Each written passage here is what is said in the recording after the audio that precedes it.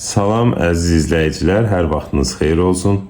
Bugünkü videomuzda sizə Kenguru Olimpiada məsələləri kitabından 7-8-ci siniflər üçün nəzərdə tutulmuş 5 ballıq, yəni yüksək balla qiymətləndirilən suallardan birini izah edərik. Sualımız belədir.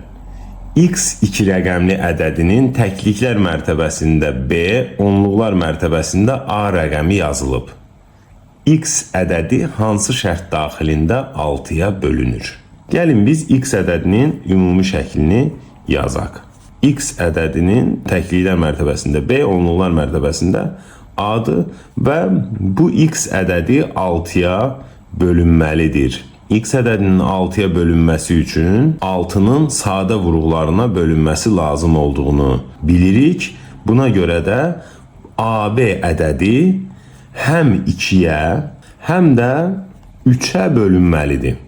Bir ədədin 2-yə bölünməsi üçün onun cüt olması kifayətdir. Cüt olması üçün də sonuncu rəqəminin, yəni təkliklər mərtəbəsində olan rəqəminin cüt olması kifayətdir. Yəni bizdə B bərabərdir 2 vur n şəklində olması lazımdır. 3-ə bölünmə əlamətini xatırlayaq. Bir ədədin 3-ə bölünməsi üçün onun rəqəmlərinin cəmi 3-ə bölünməlidir. Yəni A plus B cəmi 3-ə bölünməlidir.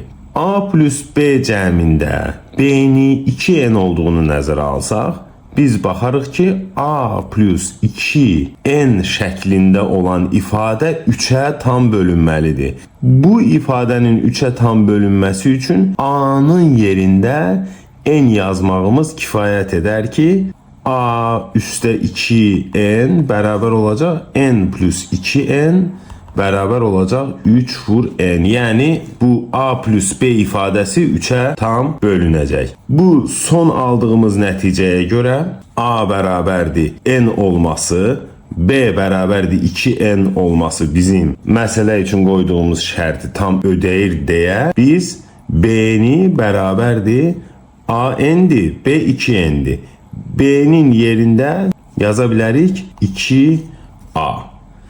Əgər bu cür X ədədinin A və B rəqəmləri öz aralarında B bərabərdir 2A şəklində uyğunluq varsa, onda bizim X ədədimiz hər zaman 6-ya tam bölünər.